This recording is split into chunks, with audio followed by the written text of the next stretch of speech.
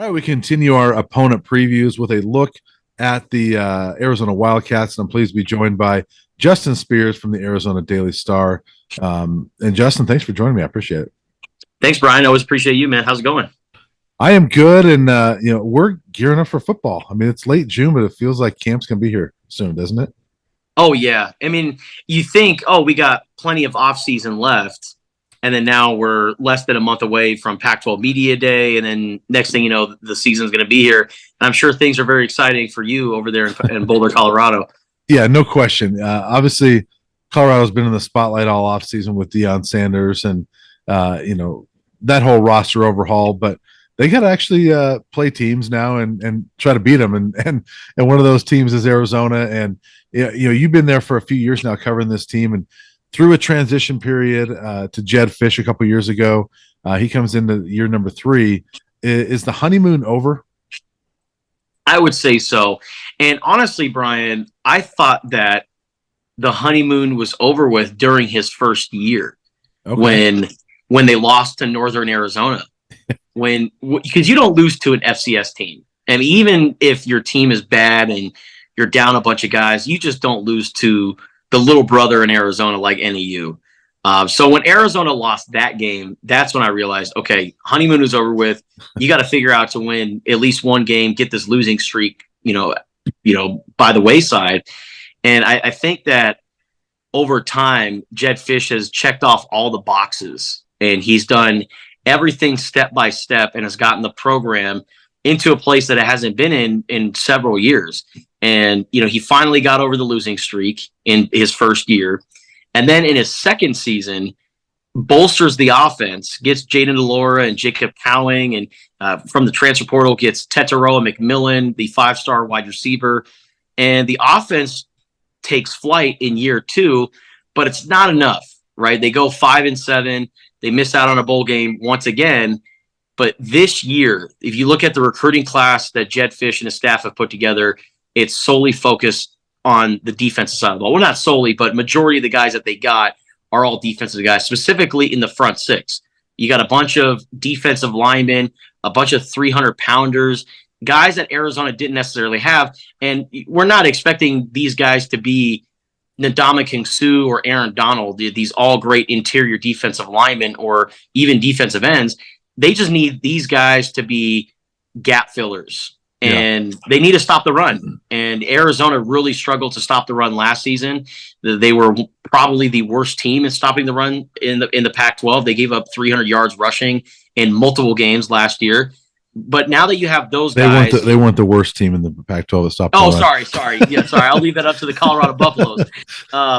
But they were one of the worst teams stopping the run. Yeah. And now they have defensive linemen. They have bodies, big bodies.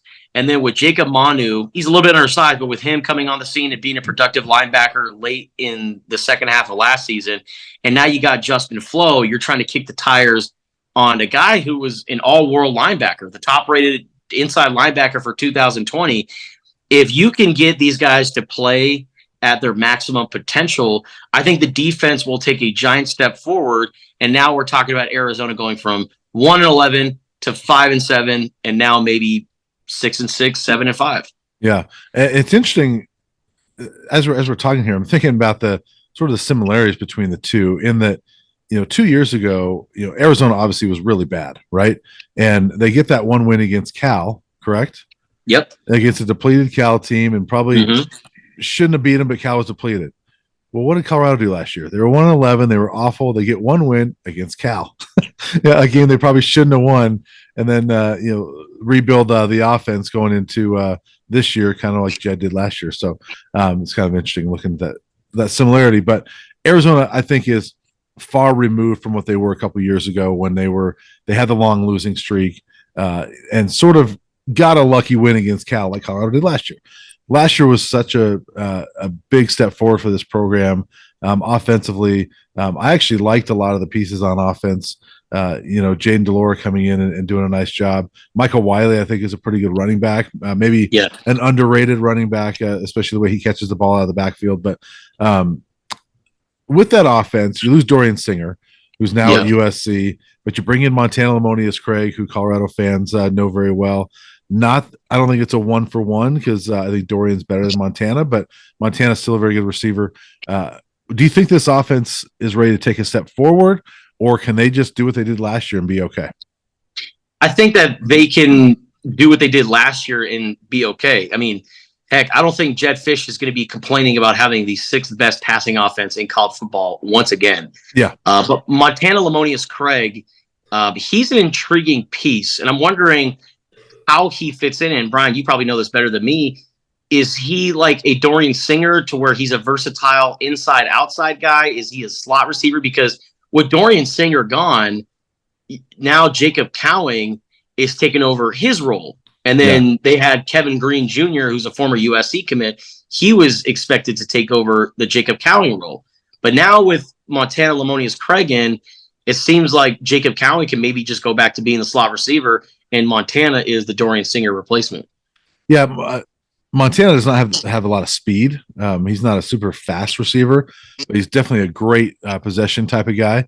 He's got some speed. He's not slow, but I don't know if he's got super speed, but I think he's versatile, more of an outside type of guy. But I think Arizona fans are going to love him, especially, you look at his numbers and like, well, geez, he's not very good, but people have to remember that Colorado has had terrible quarterback play the last several years, and nobody that plays receiver at Colorado has had good numbers the last few years. And that's a big part of why his numbers were down. I'm curious to see Montana. I've always been a Montana fan, and so I'm curious to see him play with a legitimate quarterback and see what he can do. I think Arizona's going to love him.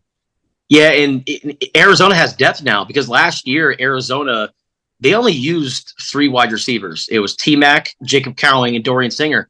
They didn't tap into the second group at all.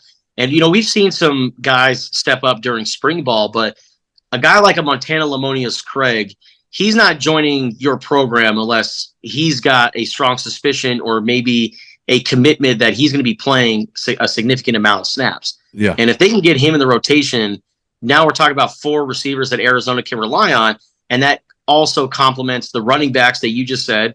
Michael Wiley is, one of the best, the most underrated Pac-12 running back, I think.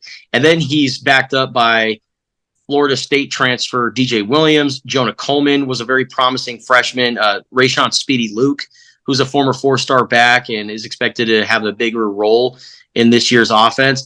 And then the tight ends, Tanner McLaughlin, the transfer that no one expected to have a big impact. He came in from Southern Utah, and we were all thinking, okay, this is going to be just another tight end on the roster. Alex Lyons is that guy. Kean Burnett, the former USC commit, he's going to be the guy. And then Tanner McLaughlin erupts for, I'm blanking on the number that he had, but it's the most receiving yards by an Arizona tight end since Rob Gronkowski. Brian, I'm sure you probably heard of that guy. Yeah. But they're utilizing tight ends, and this offense is versatile, and it's as pro style as it gets. And I think in year 3, we're going to see it more polished because I think the offensive line is actually a lot better. You have Jordan Morgan coming back at left tackle. That was the biggest win of the offseason, in my opinion, for Arizona. And then you have Jonah Savianea, who's a standout freshman guard, but he is probably going to get reps at right tackle. And then you have Raymond Polito, who's a former Alabama commit. When you're getting guys from the University of Alabama and you're getting them to flip, you're doing something good. And so I think Arizona, their offense altogether will be more polished in year 3, but I'm just curious what the defense is going to look like. Yeah, and we'll get to that in a second, but I have one more question on offense. Obviously, there was some off-the-field stuff with Jaden DeLora. Is his status fine? Is he good to go? Yeah, so sorry, I had to go mute my computer. My MacBook was jumping off the hook there. But, so Jaden DeLora, we were wondering, what's going to happen. And we still have so many questions, because Pac-12 Media Day is coming up. And, Arizona gave a very vague statement saying that they knew everything about Jaden DeLora and his situation going into the 2022 season. So they knew about it. I'm just wondering, when exactly did they know about it? Did they know about it when they recruited him out of the transfer portal, or was this something that just kind of, hey, Jaden Delores already here. Oh, by the way, surprise, here's this news. Yeah. And how do you go about it? I'm curious, or I'm wondering how much did they know? And also I'm kind of disappointed in Arizona, only because if they knew about it, they had to have known that this could potentially get out in the light and people would start talking about it. Yeah. And they didn't really release a statement until about 2.5 days after the news had gotten out. And I would have thought it'd be within that hour, but it didn't really seem like they had a game plan for it. But this was something that happened when Jaden was in high school, and nothing has changed with Jaden Delore. He's still going to be the starting quarterback for the Arizona Wildcats. And it's just going to be this dark cloud. But again, I think that if they address it during Pac-12 Media Day, maybe it'll settle it a little bit. But no, his status remains unchanged.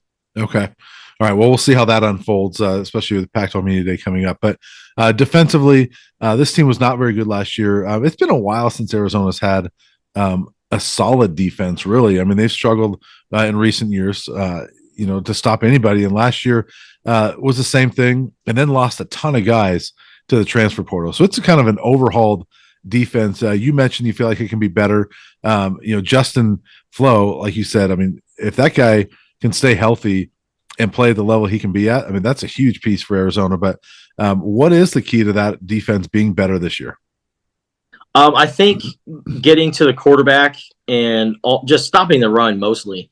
I think that if Arizona had a bend but don't break rushing defense, I think, if they were able to get off the field on, third and short situations and not extend drives, I really think that Arizona could have won at least one, maybe two games additionally to their 5-7 record.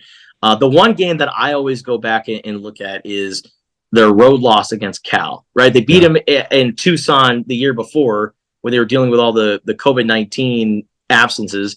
But then the following season, they go up to Berkeley, and Arizona kind of had a control on that game. It was looking like, hey, they might, put some together here and win. And then Jaden Ott became Bo Jackson in Tecmo Bowl and just started running around like a madman. And sure enough, the next week, Jaden Ott only had like 50 yards. But he had over 300 yards against Arizona, and they couldn't seem to just stop the run. A lot of missed tackles, a lot of guys missing their assignments on the front end. And so I think getting the bigger bodies, getting more experienced guys, and allowing the freshmen to get older. Arizona had one of the youngest teams in the country last season, if you look at the guys that they used. And at one point in time, I had to, do a double take. They're playing UCLA on the road, and I'm looking down and I see 4 true freshmen on the defensive line at one point. You never see that at the Power 5 level. 1 true freshman on the defensive line, cool. 2, but we're talking about every single guy up front was a true freshman. They were slowly implemented in the rotation last year, and they really started to make plays. You saw it against UCLA. You saw it at the end of the game against the Territorial Cup game against ASU. So I think getting the new guys and you marry it with the young players who got that experience last season, I think that Arizona's defense is going to be much better. But in terms of the one area that they really need to improve on the most, it's definitely stopping the run and generating interceptions. They improved in the takeaway category, but most of them were just fumbles. They only had 4 picks in the conference last year, which is last. I know that for a fact. I know Colorado doesn't have that on Arizona. But yeah, those 4 picks, not a good number. DBs need to get active more, and we'll see if they can do that. Yeah, and Arizona picked up a second Colorado guy, Taylor Upshaw, a former Michigan player that transferred to Colorado in January, then transferred back out after the spring game, and now he's at Arizona. Where does he fit in, and will he get to play this year, transferring twice? That I don't know. I'm assuming he's going to be able to play this year, but even if he doesn't, I think Arizona has an abundance of defensive ends, edge rushers that they could use. Yeah. But he's another experienced guy that I think can come in and make an impact. But right now, they have Tai Uiagalelei, who is one of those freshmen that I just mentioned that really improved last season. You also have Oren Patu, the transfer from Cal, who's an experienced player and has been playing college football for several years now. And so many guys, I mean, are coming in through the high school ranks, and I mean, there's just a lot of talented players. Like Arizona, I think out of their defensive commits, I think 6 of them might have been defensive linemen. So they have a bunch of guys up front. And Taylor Upshaw, as we know, didn't really play a lot at Michigan and Colorado. So how does he fit? Man, that's $1 million question right there. Yeah. Well, it'll be interesting. The last time we saw Arizona, it was actually Carl Durrell's last game. He got fired the next morning. And we were actually down in Tucson and like almost rooting for a blowout. I liked Carl Durrell, but it was almost like, let's just get this era over with. And it was like, we were almost like let's hope Arizona takes care of this thing and moves on. And Arizona did that with a 43-20 win. Arizona's not going to get CU's coach fired this year, but the game is going to be very interesting. Both teams looking obviously to take big leaps from where they were last year. And so it is going to be an interesting game in Boulder. That's for sure. And I think that with the transfer portal era, the way it is right now, Colorado, they're going to be able to turn things around. I'm not going to say this year because, man, going 1-11, you got your work cut out for you, right. And so I think that Colorado will be fun to watch. But year 2 and year 3, after you get more transfer portal guys, you get top high school players, the primetime era will be fun in Colorado. Is he going to be wearing like a special boot? Is he going to be on a scooter? Like, what's going on there? You never know with him. He drives a Segway a lot of times. So I can't imagine he'll have that on game day, but okay. He walks through games. He just does it with a lot of pain by the second half, and he's getting some surgeries done this summer to kind of fix some things down there. So in his foot and leg, and so we'll see. He'll walk around a little bit. We'll see him on the bike, on a golf cart, on a Segway. They're all customized, and so we'll see. Of course, yeah. So one last thing before I let you go. Big jump last year from 1-11 to 5-7 for Arizona. What is a successful season this year? Do they have to get to a bowl? You have to get to a bowl game because I think last year was a success. You see 5-7, and you're like, what? How is that close to a success? Considering where this program has been, considering that not long ago they were getting waxed by 63 points on national TV by their arch rival at ASU. Getting to 5-7 in just 2 short years, I think is a pretty big feat. But you also put together a marquee win over UCLA on the road, which is, I mean, that could be the last time Arizona has ever played, in the Rose Bowl. I mean, and getting to the Rose Bowl, that's a touchy subject for Arizona football fans because Arizona's never been to a Rose Bowl. Right. And so being able to go on the road to beat UCLA in the Rose Bowl for potentially the last time you'll ever step foot in that stadium, I thought was a pretty big deal. Beating ASU after they've been your big brother for 6 years. I think getting that win was a pretty important launching pad for next season. But now the defense is better. Offense is matured, more polished. You still have Tyler Loop and Kyle Ostendorp in the kicking game. This is a very complete Arizona team. And I think that if you don't get to a bowl game, I think it's a failure. Even if you beat ASU, I think if you go 5-7 again or 4-8, it's not a successful season. If you go 6-6, you go 7-5, you get to a bowl game and you win, that's a pretty damn good year in my books. Yeah, well, it'll be interesting because this game in Boulder could be both these teams playing for bowl eligibility. I mean, it could be the difference in either one of these teams making a bowl game. So we'll see. Well, Justin, I appreciate it. Look forward to seeing you, throughout this season, and we'll see what the Wildcats do. It's gonna be fun. See you in Las Vegas, man.